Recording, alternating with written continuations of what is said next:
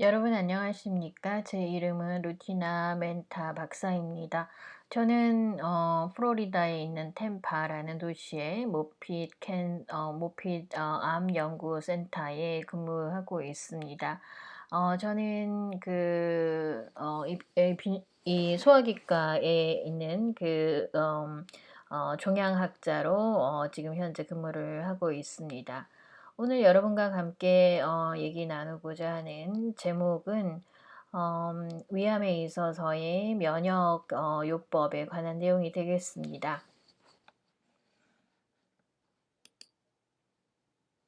먼저 이 백그라운드에 대해서 말씀을 좀 드리고 싶은데요. 세계적으로 위암은 굉장히 많은 위험 요소를 가지고 있습니다. 세계적으로 많이 퍼져 있고요. 세계적으로 다섯 번째로 가장 흔한 암이 되겠습니다. 그리고 암으로 인한 사망률의 네 번째로 가장 흔한 요소가 되겠습니다. 지도에 보시는 것처럼 짙은 초록색으로 되어 있는 부분이 암 발생률이 높은 지역이 되겠고, 색이 연해질수록 이제 위암 발생률이 낮아지는 지역으로 이제 생각을 하시면 될 것 같습니다. 위암의 경우에 항상 모든 사람들에게 비슷한 정도로 영향을 미치는 것은 아닙니다. 남성과 여성 같이 이제 성별로 비교를 해본 경우를 보면 왼쪽 그래프에 보이는데요. 파란색으로 나타나는 게 이제 남성, 오렌지색으로 나타나는 게 여성의 경우입니다. 남성의 경우에 발병률이라든지 사망률이 여성보다 한 2배 정도 많은 것을 보실 수가 있고요. 오른쪽에 있는 그래프는 또 이제 인종별로 어떻게 달라지는가 하는 것인데요. 비교를 히스패닉이 아닌 백인과 맨 오른쪽 끝에 있습니다. 그리고 그 외의 유색 인종에 대해서 이제 비교를 했는데요. 파란 부분은 이제 발병률, 그리고 오렌지 막대는 이제 사망률에 해당이 되겠습니다. 히스패닉이 아닌 백인보다 모든 유색 인종의 경우에 그 사망률이나 발병률이 높은 것을 볼 수가 있습니다. 이렇게 그 위암이 모든 사람에게 똑같은 정도로 영향을 미치는 것은 아니다. 이런 통계가 있습니다. 위암의 치료는 어떻게 하는지 알아보도록 하겠습니다. 위암이 진단이 되어질 때 보통의 경우에는 아주 초기에 발견되는 경우가 있습니다. 그리고 중간 정도 국소 지역에 머무르고 있긴 하지만 진행이 좀 된 상태, 그리고 전이가 된 상태, 이렇게 세 가지 종류로 진단이 된다고 이제 쉽게 말씀을 드릴 수가 있는데요. 맨 왼쪽에 보시는 것처럼 매우 초기에 진단이 되어지는 경우에는 내시경으로 이제 들여다보면서 이제 제거술을 하게 됩니다. 그리고 가운데 보시는 것처럼 그 위 안에 있긴 하지만 진행이 된 암의 경우에는 페리오퍼레이티브라고 해서 이제 어 수술을 하기 전에 이제 화학요법을 좀 하시고 그다음에 수술을 하고, 그리고 수술이 끝난 후에 다시 화학요법을 하시는 그런 방법을 쓰기도 하고요. 그리고 수술을 먼저 하시고 나서 화학요법을 하시거나 아니면은 방사선 요법을 동반하시는 그런 식으로 이제 진행을 하기도 합니다. 전이가 되어서 된 상태에서 이제 진단이 되신 경우에는 시스테믹 한 그런 저희가 치료를 하고 있습니다.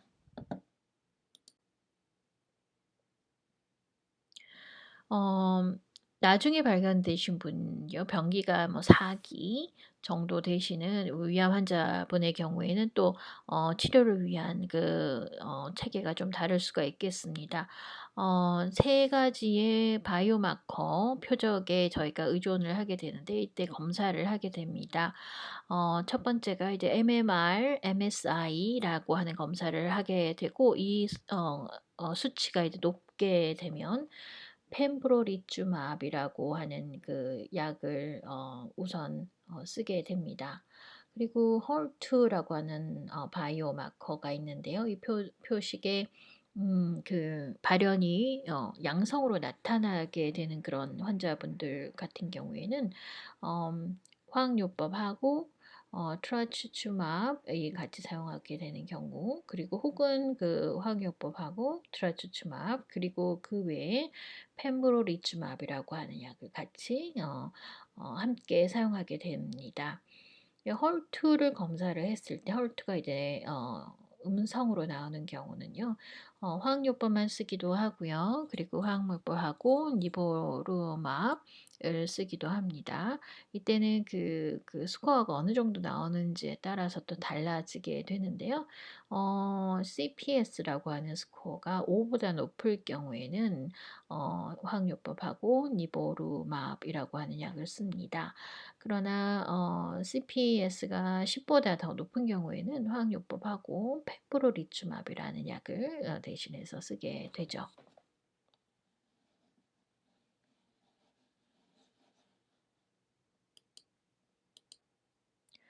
계속해서 이 진행이 된 특히 이제 전이가 된 분들의 경우에 시스템적인 요법을 쓴다고 앞에서도 잠시 말씀은 드렸는데, 그럼 어떤 치료를 이제 하게 되는 것일까요? 먼저 화학요법이 생각할 수가 있고요. 그리고 표적 약을 쓸 수가 있습니다. 그리고 면역 요법을 저희가 생각을 할 수 있고요. 그리고 항체 약이 이제 같이 이제 이게 같이 들어가 있는 그런 약을 쓸 수도 있습니다.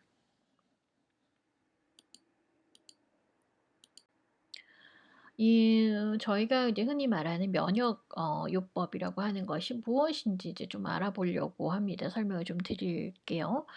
이것은 우리 몸에는 면역 체계라는 것이 있습니다. 면역 세포도 있고요.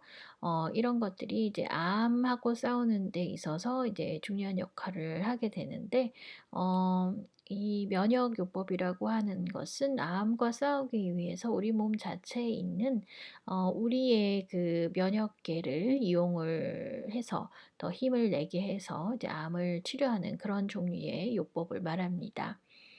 주로 쓰이는 방법은 항체를 이용하는 방법이 있을 수 있겠고요. 그리고 바이러스를 이용하는 방법도 있고요. 그리고 CAR-T라고 해서 이제 T세포 중에 하나인데요. T세포를 이용하는 방법도 있겠습니다. 백신을 이용하는 방법도 있고요. 그 외에 여러 가지 어, 면역 방법들이 있을 수가 있겠습니다. 면역요법은 어떻게 작용을 하는 것일까요? 아까도 말씀드렸지만 우리 몸에는 여러 가지 면역 세포들이 있습니다. 그 중에 하나가 이제 림포사이트라고 하는 것인데요. 제가 설명하기 쉽게 이렇게 그림으로 그려 놓았는데, 여기서 하늘색으로 표시된 이것들이 이제 우리 몸에 있는 면역 세포에 해당됩니다. 이 면역 세포는 항상 이렇게 경찰관처럼 감시를 하고 있는데, 이것을 면역 감시라고 합니다. 이것은 안테나처럼 생긴 그 PD-1이라고 하는 그런 인자를 통해서 하게 되는데, 항상 그 감시를 하고 있다가 이제 암세포가 들어오게 되면, 암세포는 우리의 몸에 워낙에 있는 것이 아니고 이제 이상하게 생긴 것이기 때문에 이것을 면역 감시에 의해서 딱 걸리게 됩니다. 그래서 암세포가 더 이상 증식하지 못하도록 암세포를 죽이는 역할을 하게 되죠. 이것을 우리는 면역 감시라고 이렇게 부릅니다. 그러나 암세포는 굉장히 똑똑합니다. 그래서 이제 우리의 몸에 있는 면역 세포보다 어떨 때는 더 똑똑할 수가 있습니다. 그래서 이렇게 면역 감시를 못하도록 우리의 그 면역 세포들을 이제 눈을 가리게 되는 역할, 그런 것들을 이제 내게 되는데, 그게 PD-L1 이라고 하는 물질이 되겠습니다.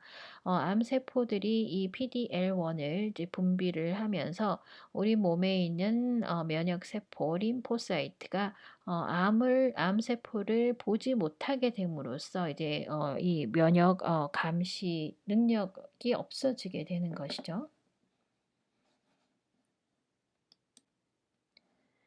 이러한 경우를 면역 감시 회피라고 부릅니다. 면역 감시 회피라고 부르고, 이것이 이제 암 세포가 이제 우리의 몸에 있는 면역 세포를 이기는 방법이 되겠죠.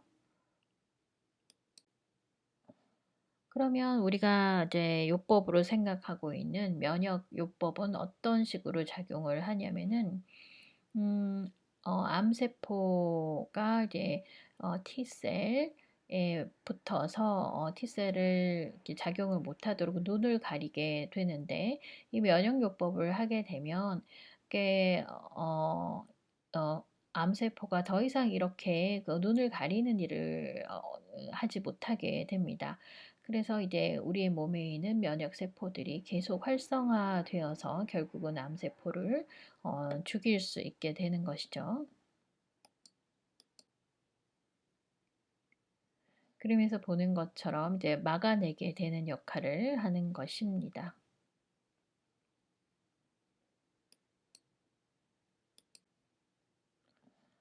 이제 임상시험에 대해서 조금 말씀을 드리려고 합니다. 임상시험에 관심이 있으실 분들이 있을 걸로 아는데요.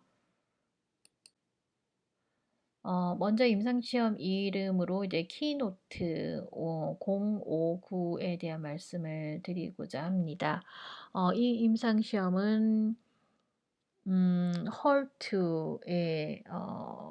헐트의 그 음성이고, 그 전에 PDL1 혹은 PD1 검사 약을 받지 않으신 분들, 그리고 스테로이드 같은 거 받으신 적 없는 분들, 그리고 뭐 그 자가 면역 반응이 있는 그런 질병이 없으신 분들, 이런 분들 을 대상으로 이제 저희가 이제 환자분들을 모셨고, 이제 그 인원은 259명이 되겠습니다. 그래서 세 가지의 이제 코홀트라 그래서 환자분들을 이제 그룹을 나누게 되는데요. 첫 번째 그룹에게는 펜브로리즈맙이라고 하는 약을 200mg 드렸습니다.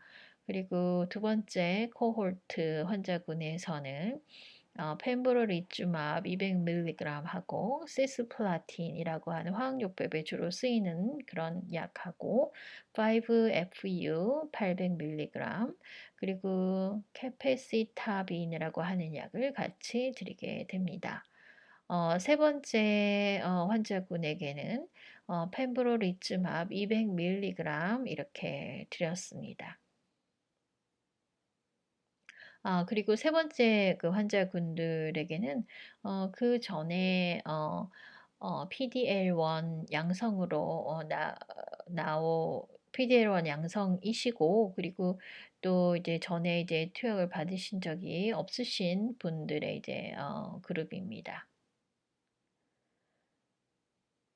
네, 그래서 결과적으로 보면 이제 마지막에 읽을 수 있는 저희가 어떤 부분을 모니터를 할 것인가 하는 거는 그 생존율하고요. 그리고 약의 안전성 이걸 먼저 봤고요.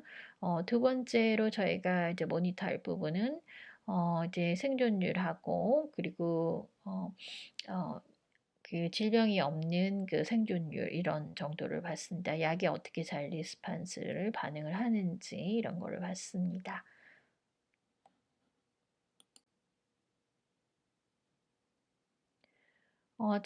그 안에는 여러 가지 인종들이 다 함께 섞여져 있었고, 이제 백인분들이 한 77% 정도 해당되고요.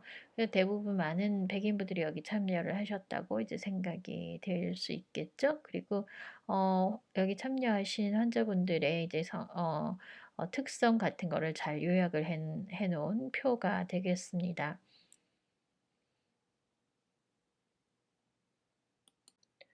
위암 환자에서 이제 최초로 이루어진 그 이제 승인이라고 얘기를 할 수 있는데, 가장 첫 번째 시도가 2017년 9월 22일 FDA에서 이 펜브롤리주맙을 어 전이가 되어져 있는 위암 환자들에게 이제 어 그리고 이 환자들은 PDL1이라고 하는 단백질을 발현을 하고 있어야 되고, 이런 환자들에게 써 봐도 된다고 그런 그 승인을 주었습니다.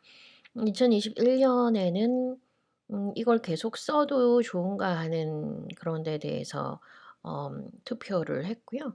2021년 7월 1 일에 머크에서 이 임상 시험을 더 이상 하지 않겠다라고 이제 취소를 했습니다. 네, 그런 후에 1차 라인으로 헐트의 음성인 어 전이를 가지신 위암 환자들을 위한 그 임상 시험이 있었습니다. 이 이름은 이제 체크메이트라고 하는 임상 시험인데 649 입니다. 이것은 3 상의 임상 시험으로 라벨이 공개가 되어져 있고, 또 이제 잘 무작위적으로 이제 그룹을 나눈 경우에요. 이 여기에 참여하신 환자분들은 헐트라고 하는 바이오마커가 이제 음성으로 나온 분, 양성으로 나온 분은 하나도 안 계시고요.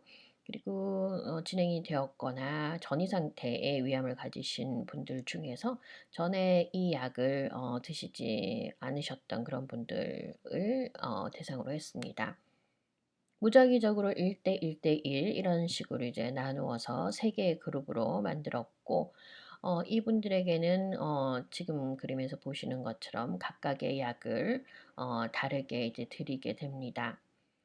그리고 임상 시험 끝에 저희가 이제 측정하는 것이, 분석하는 것이 전반적인 생존율하고요. 그리고 질병이 더 이상 진행되지 않는 그런 생존율, 그리고 PDL1의 그 스코어가 있습니다. CPS라고 하는 스코어, 발현 정도에 따라서 다른데, 이것이 5보다 큰 경우, 5보다 작은 경우 이렇게 이제 나누어서 봤고요. 그리고 두 번째 분석 방법으로는 전반적인 생존율을 보고요. 이때는 그 PDL1의 값이 1보다 큰 경우 이렇게 봤고요. 그리고 전반적인 생존율 CPS 값이 10보다 큰 경우도 나눠서 봤습니다. 그리고 질병이 진행이 되지 않는 그런 생존율에서는 CPS 값이 10보다 큰 경우, 1보다 큰 경우, 아니면은 그냥 다 합해서 이렇게 분석을 했습니다. 그리고 위험도도 이제 측정을 했습니다. ORR이라고 하는 것이 이제 위험도가 되겠습니다. 네. 이 그림이 좀 복잡하기는 한데요. 위쪽에 있는 두 개의 의 그래프는 음 저희가 이제 약을 쓸 때 그 화학요법만 한 경우를 보여주고 있습니다. 그리고 밑에 두 가지에는 분석을 할 때 이제 화학요법하고, 그리고 그 면역 치료를 같이 병행한 경우 두 가지를 보여주고 있는데요. 특히 이제 환자 그룹을 PDL1 발현 정도에 따라서 그 값이 5 이상인 경우로 이제 나눠서 이제 분석을 해본 생존율입니다. 생존율에 보시면 저희가 면역 치료제를 같이 병행했을 때 생존율이 좀 더 높아지더라 하는 것을 볼 수가 있습니다. 이제 위험도의 숫자를 보시면 이게 화학요법만 썼을 때보다 더 좋아지는 것을 볼 수가 있습니다.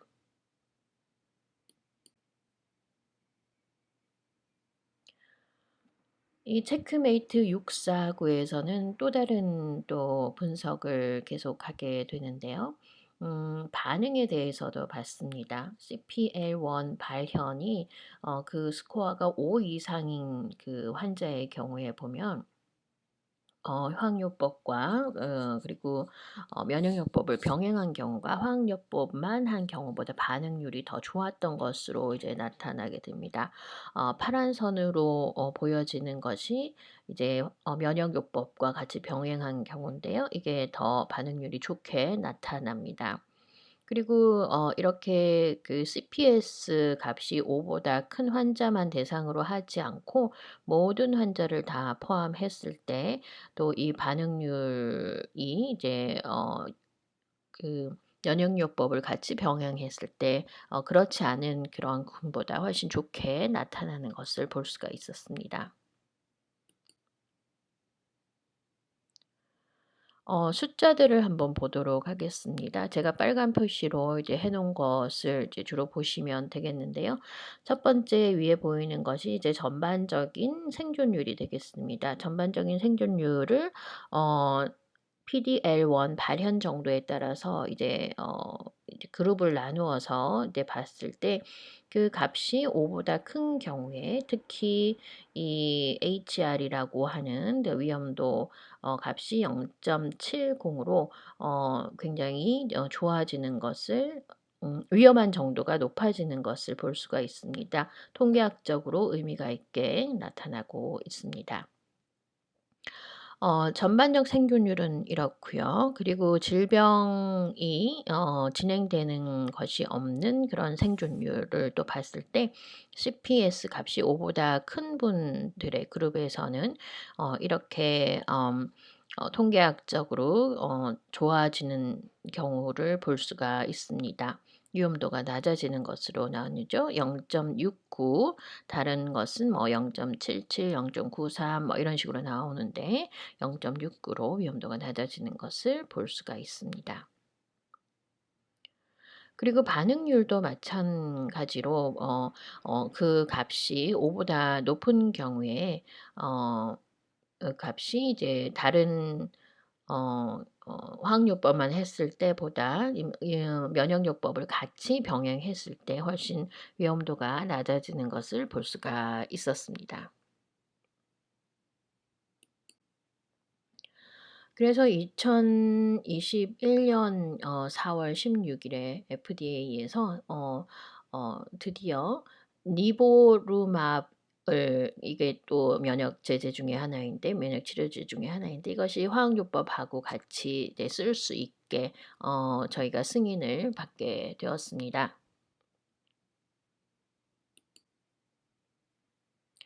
FDA는 승인을 했지만 NCCN이라고 하는 기관에서는 또 좀 반대를 하는 입장이었습니다.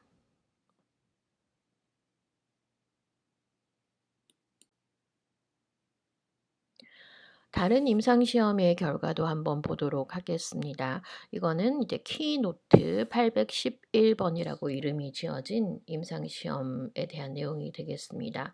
이 경우에는 위암 환자들 중에서 첫 번째 라인으로 헐2라고 하는 바이오마커의 발현이 양성으로 나온 그리고 이제 전이가 되신 위암 환자분들을 대상으로 한 임상 시험 결과입니다. 제3 상의 연구였고요. 이때는 어 면역 치료로 펜브로리주맙이라고 하는 약과 트라투추맙이라고 하는 약을 엄 그 화학요법과 같이 쓴 경우 그리고 이제 트라투추맙과 화학요법만 같이 쓴 경우 요런 경우 두 가지를 비교했다고 할 수 있습니다. 환자들은 앞에서 말씀드린 것처럼 진행이 많이 된 위암 환자들이고 그전에 이런 테라피를 받으신 적이 요법을 받으신 적이 없으셔야 되고 그리고 헐트라고 하는 바이오마커가 양성으로 나온 분들의 하나입니다. 그래서 이분들을 1대 1로 이제 나누어서 두 가지 그룹으로 나눠서 한 그룹에는 이제 펜브라리주맙하고 트라투추맙하고 그 외에 또 화학요법을 이제 드렸고요. 35 사이클까지 이제 진행을 했고요. 그다음에는 트라투추맙하고 그 외에 항요법 약을 드렸습니다. 이것도 똑같이 35 사이클을 돌았습니다. 그리고 저희가 이제 분석을 위해서 첫 번째로는 전반적인 생존율을 관찰을 했고요. 그리고 질병의 진행이 없는 그런 생존율 관찰했습니다. 두 번째로는 그리고 저희가 이제 여러 가지 그 수치들이 있는데 수치들을 그리고 안전성 이런 것들을 관찰했습니다.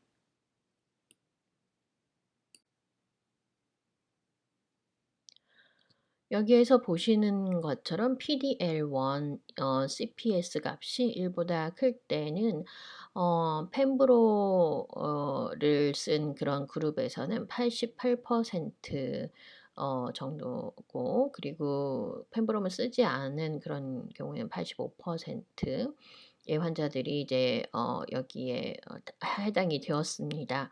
그리고 IHC라고 하는 거는 헐투를 발현을 측정한 것인데, 그때 이제 값이 높았던 환자들도 82% 그리고 79% 이렇게 분포가 되어 있었고요. 그래서 환자들 간의 분포는 아주 잘 되어 있는 것으로 이제 생각이 되어지고 있습니다. 자, 이 임상 시험의 결과를 한번 들여다보도록 하겠습니다.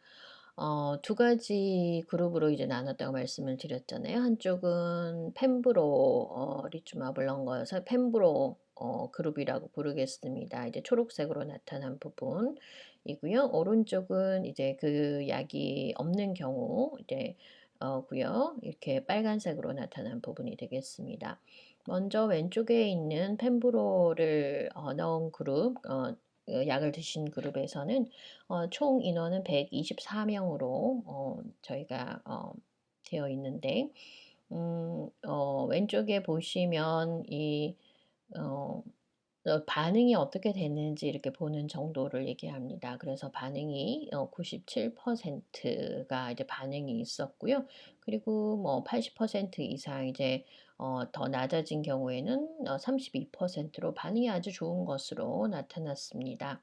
오른쪽에 이제 거기에 컨트롤이 될 만한 그런 플라시보 그룹에는 이제 약이 들어가 있지 않은 경우죠. 이때는 인원은 122명이 있었는데 여기에 어, 낮아진 경우는 90% 그리고 80% 이상 낮아진 경우는 15%로 32%와 비교를 해보면 그렇게 반응이 높지는 않은 것 같습니다. 밑에 있는 표를 보시면 여기에는 펜브로 그룹하고 플라시보 그룹하고 이제 위약 그룹하고 두 개 이제 나눠서 이제 관찰을 한 것인데, 숫자를 보시면 74.4% 그리고 51.9%의 이제 반응률을 볼 수가 있었고요. 차이가 나죠. 그래서 이게 통계적으로 의미 있는 차이다라는 결론을 얻게 되었습니다. 그리고 중간에 있는 표는 약에 대해서 반응을 해서 결과적으로 완전한 반응을 보인 아주 좋은 반응을 보인 것이 이제 CR이라고 써져 있는 것이고, 그리고 부분적이긴 하지만 반응을 보인 게 PR입니다. 그래서 이제 두 개 빨간 선으로 표시해 놓은 요 CR과 PR을 전부 다 반응을 보인 그룹의 정도를 이제 보여주는 것이 되겠습니다. 펜브로 약을 쓴 경우에 그때 포함된 인원은 133명이 여기 포함됐는데요. 11%가 이제 완전한 반응을 보이셨고, 63%의 환자분들이 이제 부분적이긴 하지만 반응을 보이셨습니다. 그렇게 합하면 74%의 환자분들이 약에 반응을 보이셨다는 얘기죠. 잘 들었다는 얘기고요. 그에 반해서 이제 플라시보 위약을 투여받으신 그런 환자군은 이제 131명이 이제 여기에 포함이 되셨는데 3%의 완전한 반응 보이시고 부분적인 반응은 49%. 그래서 합하면 반응을 보이신 분들이 전부 다 합해서 52%가 되시는 거죠. 그래서 약을 펜브로 약을 이제 투여 받으신 분들이 74%에 비해서 현저히 그 반응도가 떨어지는 것을 볼 수가 있습니다. 결론적으로 말씀드리자면 펜브로 약을 쓰신 그 그룹에서는 훨씬 좋은 반응을 보여서 결과적으로 암에 도움이 되었다 이렇게 말씀드릴 수 있겠습니다.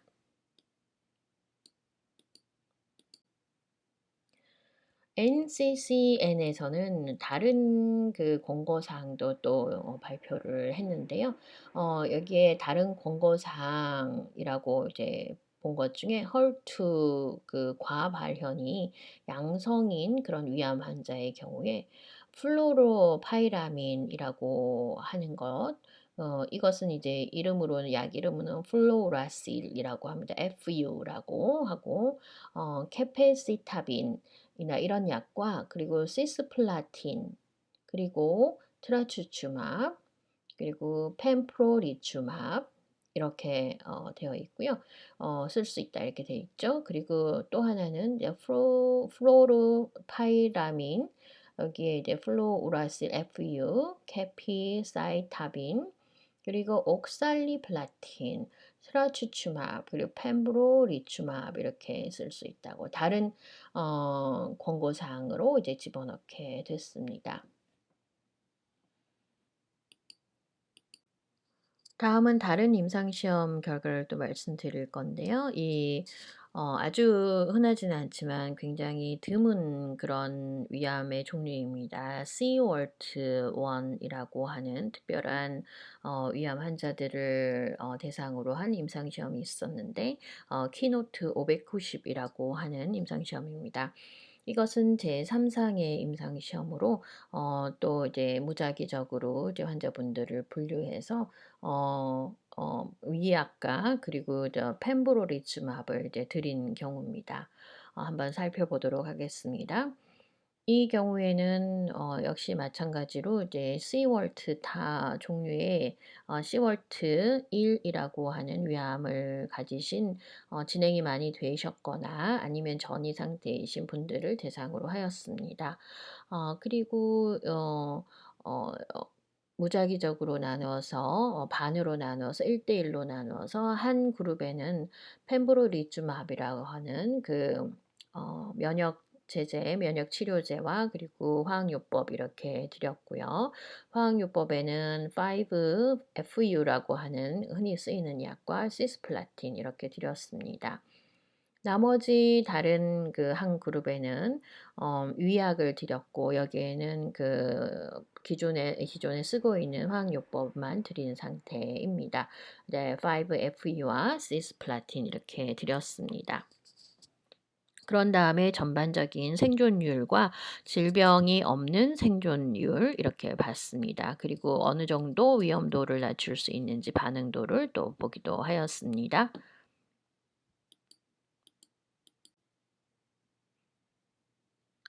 환자분들의 분포도를 나타낸 표가 되겠습니다.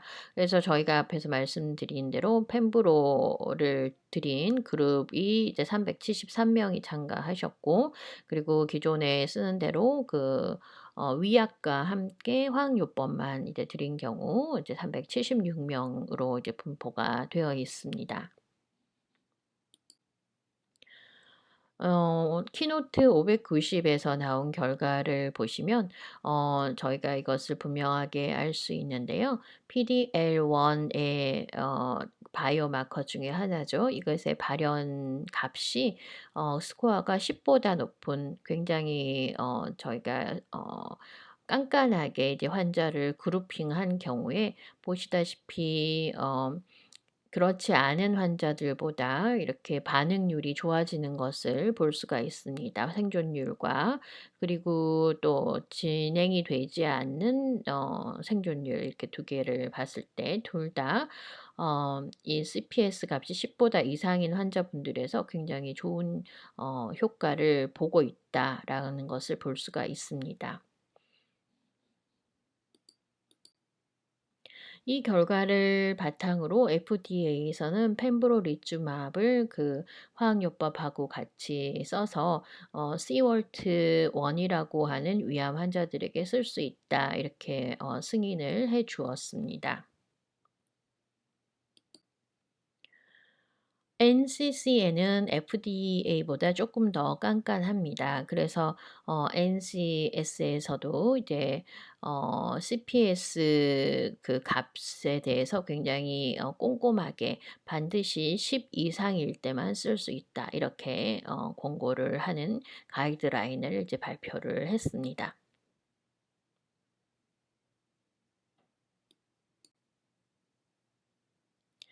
저희는 지금까지 이제 굉장히 진행이 많이 되어지고 그리고 전이가 된 위암의 경우만 이제 얘기를 했었는데요. 그러면은 초기에 병기를 가진 그 위암에 이런 면역 치료제가 쓰일 수 있을지 뭐 도움이 될지 여기에 대한 거를 좀 얘기를 해 보고자 합니다. 체크메이트라고 하는 임상 시험 중에서 577은 이 임상 시험은 이제 제3상 임상 시험이고요. 또 이제 전 세계적으로 이루어진 임상 시험이 되겠습니다. 목표라고 하면 저희가 쓰고 있는 이런 면역 체제, 면역 제제, 면역 치료제 를 수술한 후에 어 쓸 수 있는지를 본 그런 것입니다. 그래서 이제 수술한 후에 면역 치료제를 쓰면 좀 더 혜택을 보실 수 있는지 이것을 본 거죠. 참여하신 환자분들은 병기가 2기 혹은 3 기인 위암 환자분들이시고요. 그리고 니오 어드저번트를 받으시고요. 먼저 이제 어학요법으로. 그다음에 이제 수술을 하시고요. 그다음에 이제 면역 치료제를 이제 받으시게 되는 그런 순서로 진행이 되어지게 됩니다. 이 면역 치료제는 니보루맙이라고 하는 약을 썼습니다. 환자분들을 모신 후에 2대 1로 비율을 나누어서 저희가 그룹을 하고요. 어 2에 해당되시는 532 명의 환자분들에게는 니보루맙이라고 하는 약을 드렸습니다. 그리고 262 명의 환자분들에게는 이제 위약을 드렸고요. 그래서 1년 동안 이렇게 치료를 하게 됩니다. 저희가 분석을 위해서 이제 모은 그런 데이터들에는 첫 번째 그 질병의 진행이 없는 그런 생존율을 일단 먼저 봤고요. 두 번째로 저희가 들여다본 것이 전반적인 생존율입니다. 그리고 1 년이 지났을 때, 2 년이 지났을 때, 3 년이 지났을 때 이렇게 전반적인 생존율을 또 봤습니다. 그 외에 약의 안전성이라든지 그 외에 뭐 삶의 질이라든지 이런 것도 저희가 데이터를 얻었습니다. 이 임상 시험은 이제 세계적으로 이루어진 그런 임상 시험이 되겠습니다. 미국에서만 있었던 것이 아니고요. 유럽에서 참가하신 분들이 38%, 미국과 캐나다에서는 32%의 환자분들이 참석하셨고 참여하셨고 아시아에서는 13%, 그 외 다른 나라 16%에서 각각 이 임상 시험에 이제 동참을 하셨습니다. 결과를 한번 보겠습니다. 이제 파란 선으로 나타난 부분이 이 니모루맙이라고 하는 면역 치료제를 쓴 경우입니다. 그리고 빨간 선은 이제 그걸 쓰지 않고 위약을 드린 경우인데요. 보시는 것처럼 어 질병이 없는 생존율이 이제 리보루맵이라고 하는 면역 치료제를 쓴 경우 좋아지는 것을 볼 수가 있습니다. 그다음에 말씀드리고 싶은 것은 또 체크메이트 577에 대한 내용입니다. 여기에 보면 이제 PDL1 값이 발현값 CPS 값이 5보다 큰 경우 그리고 5보다 작은 경우 이렇게 나누어서 이제 봤는데요. 여기에 참가하신 분은 그 값이 5보다 큰 경우에는 371명이 참가가 되었고 5보다 낮은 경우에는 295명이 참가가 되었습니다. 여기 보면 그 리보루맙을 쓴 경우에는 음 그 질병이 없는 생존율을 봤을 때 29.4, 이거는 이제 개월 수를 얘기합니다. 그리고 위약인 경우에는 10.2로 이렇게 나타났고 또 5보다 작은 경우에는 16.3 니보루맙을 쓴 경우 그리고 위약인 경우는 11.1 이렇게 보이시죠? 그래서 이제 요거를 비교를 해 보시면 CPS 값이 이제 5보다 작은 환자군에서는 리보루맙을 쓰거나 쓰지 않거나 그렇게 많은 차이가 보이지 않습니다. 그러나 이제 그 CPS 값이 5보다 큰 경우에 즉 PDL1라고 한 단백질의 그 발현 정도가 높은 환자분들 경우에는 리보루밥이 상당히 잘 들었다. 그래서 이런 생존율이 높아지게 되었다. 29.4, 위약을 쓴 경우는 10.2 이런 결과를 봤다는 거죠. 이 결과를 바탕으로 FDA에서는 리보루맙이라고 하는 면역 요법을 환자들에게 쓸 수 있게 이제 승인을 해 주었습니다.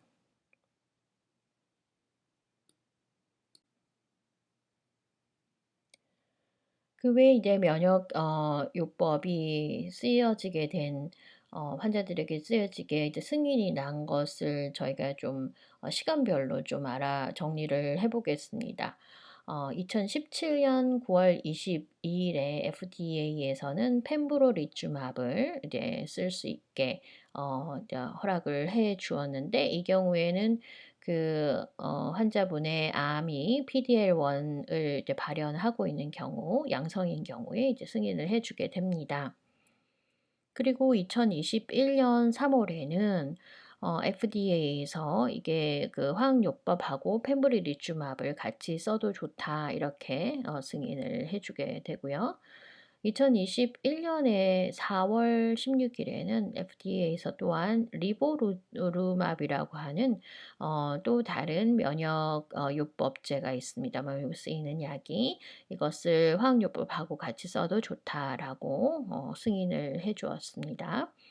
또 말씀드린 대로 2021년 5월 5일에는 FDA에서 펜브로리주맙하고 트라투추맙 그리고 화학요법을 같이 써도 좋은데 이때 환자는 헐투의 양성을 가진 위암 환자여야 된다. 뭐 이런 얘기로 이제 승인을 해 주었습니다. 2021년 5월 20일에는 또 FDA에서 리보루맙이라고 하는 약을 위암 환자에게 써도 좋은데 그 환자의 경우는 어, 수술한 후에 남아있는 암이 있는 경우 그때 이제 그것을 치료하는 목적으로 치료한 후에 어, 어, 남아있는 그 질병을 없애는 목적으로 이제 해야 되고 그것은 여러 가지 치료를 한 후에 뭐 수술도 포함되고 이제 수술 전에 화학요법도 다 받은 이후에 이제 쓰는 것을 허락한다. 이런 식으로 이제 승인을 해 주었죠.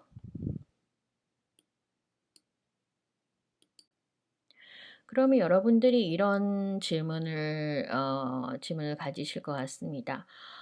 왜 우리가 이런 면역 치료제를 에 의해서 이제 혜택을 보시는 분들은 다가 아니라 어떤 한 그룹의 특별한 그룹에만 이제 효과를 보는 걸까라고 이제 질문을 하실 수가 있습니다. 우리가 이제 데이터에서 봤던 것처럼 PDL1의 발현 정도가 뭐 5보다 높은 환자에게만 혹은 10보다 높은 환자에게서만 이제 혜택을 볼 수가 있었다라고 이제 얘기를 어 들었잖아요. 그래서 거기에 대한 설명을 조금 드려 보려고 합니다.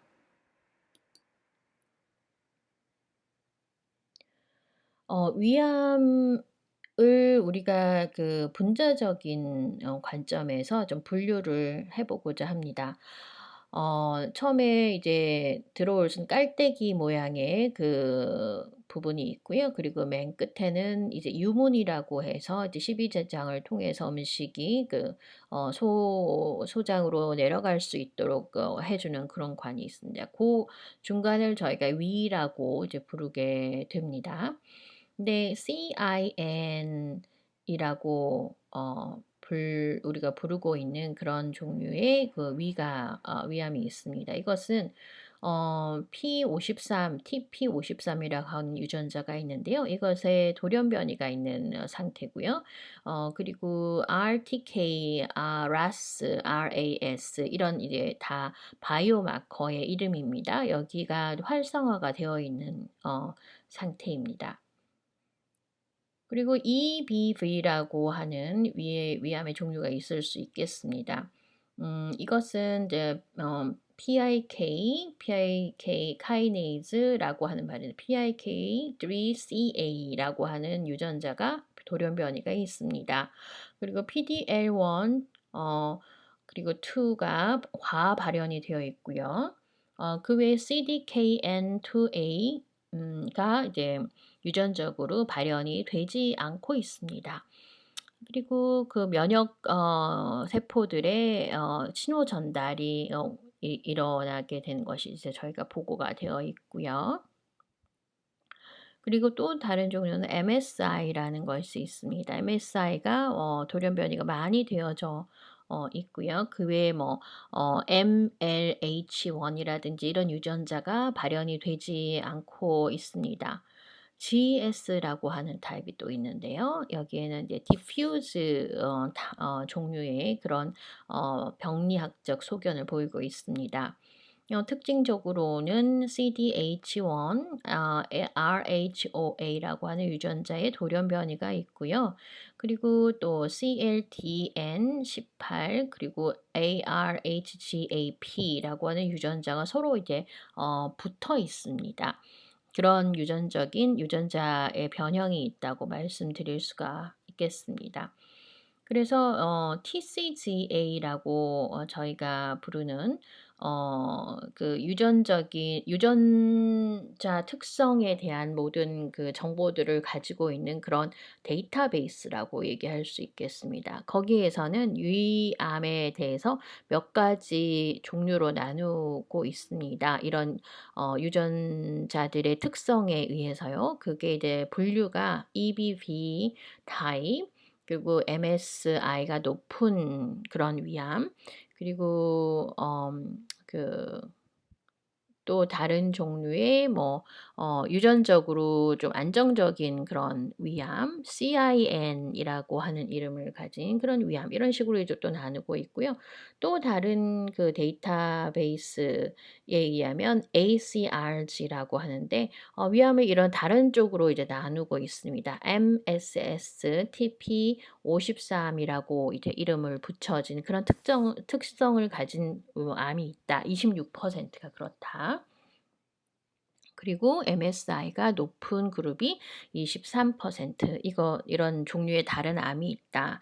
MSS의 EMT라고 불리우는 그런 위암이 15% 정도 있다. MSS TP53이라고 불리는 암이 36%에 있다. 이렇게 서로 분류를 하고 있습니다. 이렇게 유전적으로 분류를 하는 이유는 그 암의 유전적인 특성이 다 다르기 때문인데요. 우리가 이 유전적인 특성을 아는 것이 중요한 것이 유전적인 특성을 알아야지 그 암 종류에 맞는 약을 쓸 수 있기 때문입니다.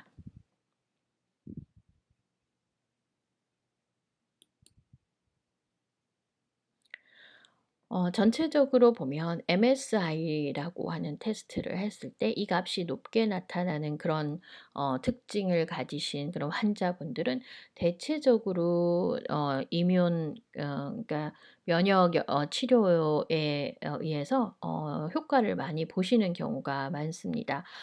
여러 가지 임상 시험을 말씀을 드렸잖아요. 키노트 59 119, 키노트 61, 키노트 158, 키노트 62, 체크메이트 649. 이게 전부 다 다른 임상시험의 종류들인데요.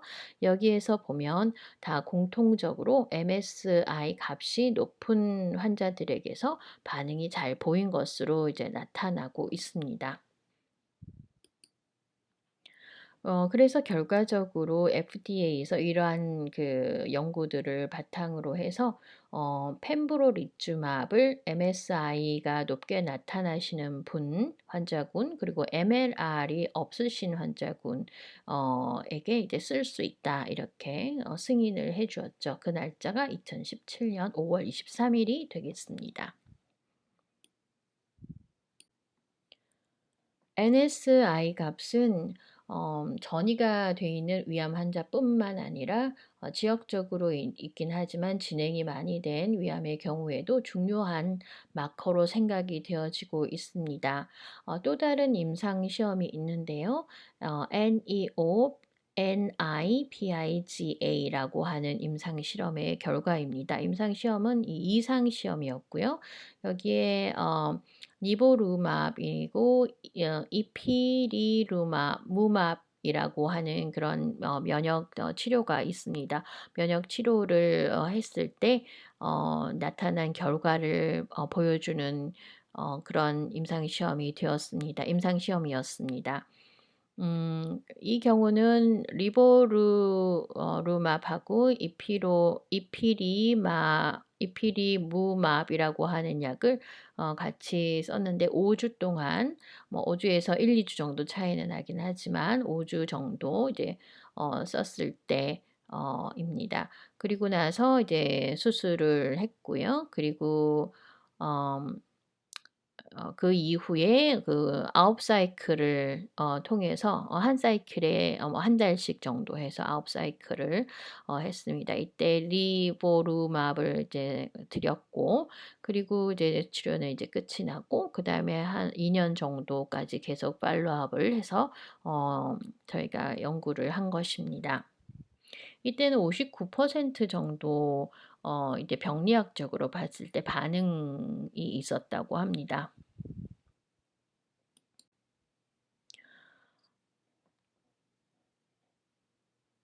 자, 여기를 보시면은 이제 빨간 선으로 표시가 된 부분과 이제 파란색으로 표시가 된 부분이 있죠. 이 환자분들을 두 그룹으로 나눠서 저희가 분석을 한 결과입니다. ECOG라고 하는 저희가 이제 임상에서 쓰는 그 환자분들의 상태를 알아볼 수 있는 그런 검사를 하는데 ECOG 값이 0이거나 1이거나 하는 경우에는 이 면역 요법에 굉장히 반응을 잘 하셔서 생존율이 좋아지는 것을 볼 수가 있었습니다. 그러나 이제 ECOG 값이 2, 3, 4 이렇게 되시는 분들 파란 선이죠. 나타내는 부분은 생존율이 이렇게 0이나 1인 그런 그룹보다 좋지 않은 것을 볼 수가 있었습니다. 이렇게 모든 약이 모든 환자분들에게 다 맞다고 그래서 혜택을 보실 수 있다라고 이제 해 드릴 수는 없을 것 같고 환자분들 중에 어떤 특정한 그 유전적인 성질을 가지신 그런 암을 가지신 분들에 대해서 그 분들은 이제 혜택을 보실 수 있을 것이다 이렇게 말씀을 드릴 수가 있겠습니다. 면역요법에는 부작용이 따릅니다. 여러 가지 부작용을 생각할 수 있겠는데요. 눈이나 그리고 호흡이나 그 심장 그 외에 뭐 그 근육이라든지 그 피 상태, 피부 그리고 신장 간이나 여러 가지 내장 기관의 내분비적인 문제들이 있을 수가 있습니다. 이런 부작용들을 먼저 이민요법을 이렇게 면역요법을 생각하시기 전에 의료진과 의논하셔서 미리 아시는 것이 좋을 것 같습니다. 결론적으로 말씀을 드리겠습니다. 저의 오늘 강의는 여러 가지를 말씀을 드렸지만 이렇게 유혹을 해볼 수 있을 것 같습니다. 면역요법이 지금의 현재 치료 파라다임을 이제 많이 바꾸고 있는 것 같습니다. 그리고 무엇보다도 이제 화학요법 하고 같이 쓰시거나 아니면은 면역요법만 쓰시거나 간에 어떤 특정한 그런 그 분들의 그룹의 환자분들만 혜택을 보실 수 있는 것 같다라는 말씀을 드리고요. 그래서 환자분들이 자신의 위암 종류가 MSI가 값이 높은 분들이 이런 그 면역 치료를 받으실 때 이제 도움을 많이 받으실 수 있을 것 같습니다. 혜택이 있을 것 같고요. 어 그 국소암이거나 아니면 조금 더 많이 진행된 암이거나 둘 다 이제 전반적으로 MSI 값이 높으신 분들은 혜택을 보실 수 있는 것으로 나타났습니다.